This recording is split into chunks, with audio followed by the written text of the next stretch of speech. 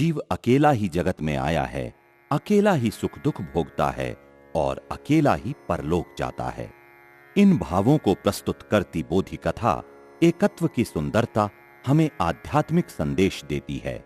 जन्म मरण इकला करे, सुख दुख भोगे एक, नरक गमनपन एक लो और मोक्ष जाए जीव एक। यदि जीव तू है एकला, तो तज सब पर भाव, ध्यावो आत्मा ज्ञानमय और शीघ्र मोक्ष सुख पाओ। इन गाथाओं में बच्चों आचार्य योगेंद्र देव कहते हैं कि जीव अकेला ही जन्मता है, अकेला ही मरता है, अकेला ही सुख दुख भोगता है और अकेला ही निर्वाण को प्राप्त होता है। देखो, शरीर में रोग आदि अनेक उपद्रव होते हैं। उनका प्रिय कुटुंबीजनों द्वारा, माता पिता पुत्र द्वारा निवारण नहीं किया जा सकता। उन्हें अपना आत्मा अकेला स्वयं ही भोगता है, उनमें अन्य कोई भी भागीदार नहीं होता। समझ में आई बात? देखो, 4 सगे भाई हों, उनमें से एक तो धनवान होकर संसार का सुख भोगे, एक निर्धन रहकर कष्ट का जीवन बिताए, एक विद्वान होकर सारे देश में पूजनीय हो और एक मूर्ख रहकर निंदनीय हो। कोई मरकर स्वर्ग में जाए, कोई नरक में, कोई मनुष्य हो तो कोई तिर्यंच।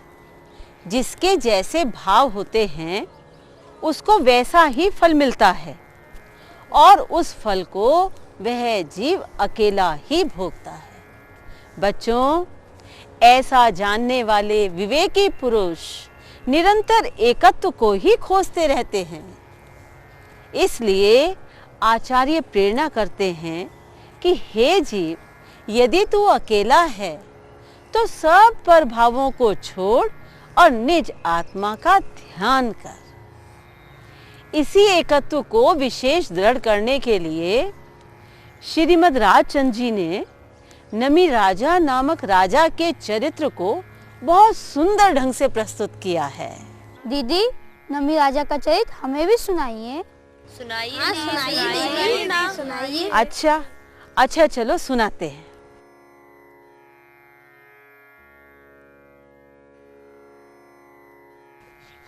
बच्चों, एक महान राज्य के अधिपति नमी राजा मनोहारी स्त्रियों के समुदाय से घिरे रहते थे।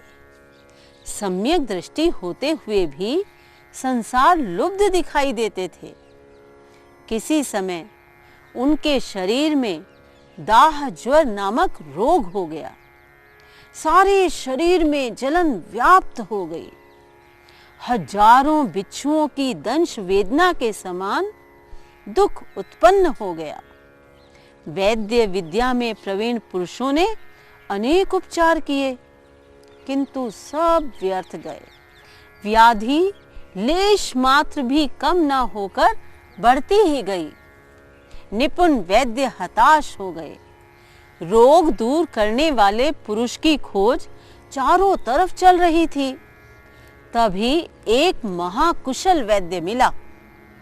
उसने मलयागिरी चंदन के लेप की सलाह दी। सुनते ही सभी रानियां स्वयं ही चंदन घिसने लगी। चंदन घिसने से रानियों के हाथों में पहने हुई चूड़ियों के टकराने से शोर होने लगा। राजा के शरीर में दाह ज्वर की पीड़ा तो थी ही, अब चूड़ियों के कोलाहल से वेदना और अधिक बढ़ गई।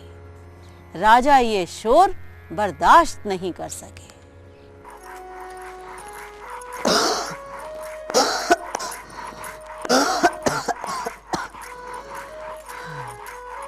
हे रानियों, तुम चंदन मत घिसो। क्यों व्यर्थ में कोलाहल करती हो? मुझसे ये खलबलाहट सहन नहीं होती। एक तो मैं महाव्याधि से ग्रसित हूँ, दूसरा ये व्याधि तुल्य कोलाहल मुझसे सहा नहीं जाता। जो आज्ञा महाराज। सभी रानियां सभी चूड़ियां उतार देती हैं और सुहाग चिन्ह के रूप में मात्र एक एक चूड़ी अपने हाथ में रखती हैं और फिर से चंदन घिसना शुरू कर देती हैं।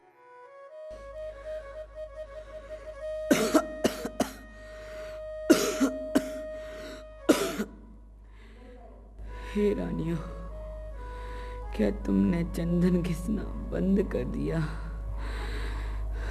नहीं राजन, हम चंदन घिस रही हैं। कोलाहल शांत करने के लिए हाथों में एक एक चूड़ी रखकर बाकी सारी चूड़ियां उतार दी हैं। अब चूड़ियों का समूह हाथ में नहीं है, अतः शोर नहीं हो रहा। ओहो, एकत्व ही सुंदर है।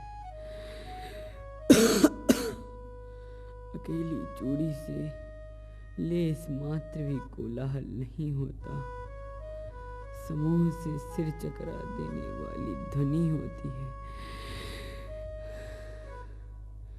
अहो चेतन तू मान, एकत्व में ही तेरी सिद्धि है। अधिक मिलने से अधिक उपाधि है। चेतन, तू परसंग का त्याग कर, एकत्व में प्रवेश कर। एकत्व के विचारों में खोए नमी राजा स्वयं को संबोध रहे थे कि देख, यह एक चूड़ी अब कोलाहल के बिना कैसी उत्तम शांति में रम रही है। जब अनेक थी तो अशांत थी, तू भी चूड़ी रूप है। इस चूड़ी की भांति जब तक प्रिय कुटुंबियों के समुदाय में पड़ा रहेगा, तब तक भव रूपी खलबलाहट को भोगना पड़ेगा। यदि इस चूड़ी की वर्तमान स्थिति के समान एकत्व का सेवन करेगा तो सिद्ध गति रूप महाशांति का सुख भोगेगा। इस प्रकार वैराग्य में परिणामों को दृढ़ करते हुए प्रातः होते ही दीक्षा धारण करने का निश्चय करके महाराजा सो गए। बच्चों, प्रातः होते ही मांगलिक बाजों की ध्वनि बजने लगी। नमी राजा दाह ज्वर से मुक्त हो चुके थे। एकत्व का परिपूर्ण सेवन करने के लिए नमी राजा दीक्षा धारण करने के लिए जंगल की ओर प्रस्थान कर गए। अब नमी मुनि राज वन में आत्मा के अतीन्द्रिय आनंद रस का पान करते थे। उनके वैरागी परिणामों की चर्चा देवलोक में हुई और इंद्र ब्राह्मण का वेश बनाकर उनके वैराग्य की परीक्षा करने पहुंच गए। प्रणाम गुरुवर। सद्धर्म वृद्धि रस्तु। हे राजन, आज आपकी नगरी में विलाप के शब्दों से बहुत कोलाहल हो रहा है। मात्र तेरी दीक्षा ही इन सब दुखों का हेतु है। हे विप्र, तेरा कहना अज्ञान रूप है।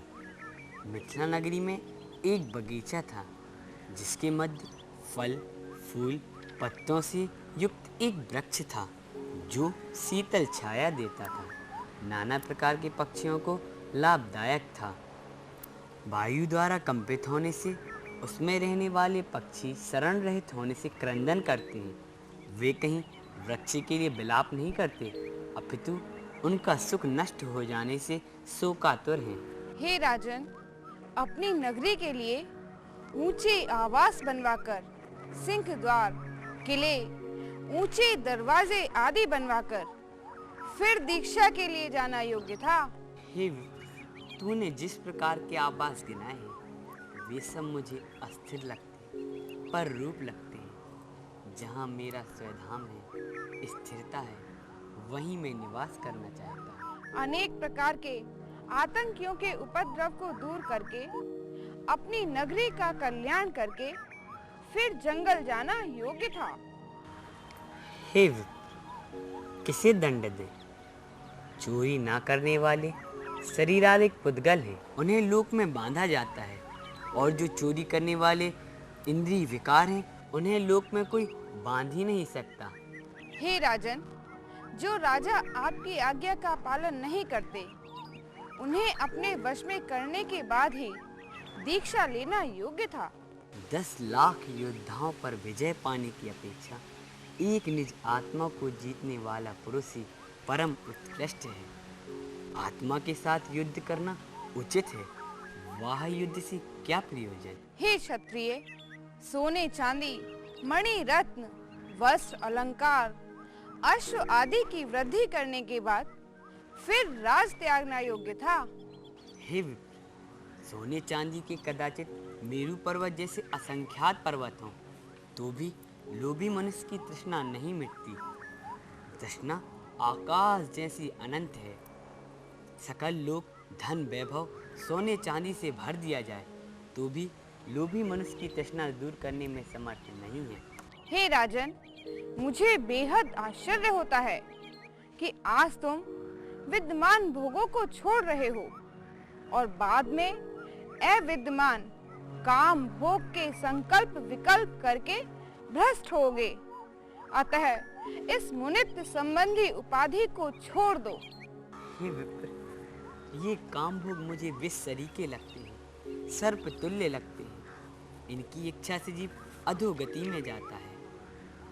मैं एक ही हूँ, अकेला ही हूँ, और सर्वदा एकत्व को ही चाहता हूँ। अतः मेरा हृदय कभी विचलित होने वाला नहीं है। जानबूझकर कौन जहर पिए, जानबूझकर कौन कुएं में गिरे, विश्राम में कौन पड़े। अतः अब मैं वापस नगरी में आने वाला नहीं हूँ। मुनि नमी राजा की दृढ़ता देखकर इंद्र को परमानंद हुआ।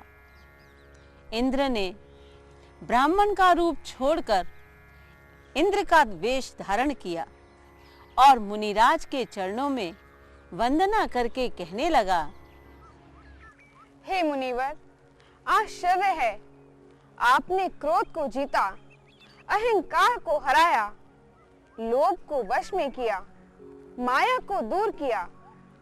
हे मुनिवर, धन्य है आपकी निर्लोभता, आपकी सरलता। आप इस भव में उत्तम हैं, पर भव में उत्तम होंगे। कर्म रहित होकर सिद्ध पद को प्राप्त करेंगे। अब विचार करो, इंद्र ने मुनिराज के वैराग्य को परखने में क्या कमी रखी?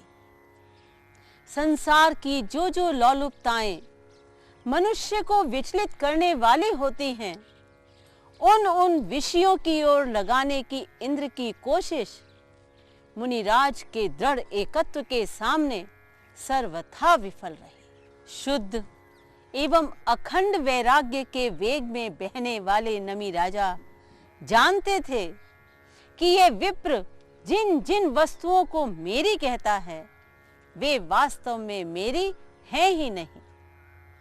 मैं तो सदा अकेला ही हूँ।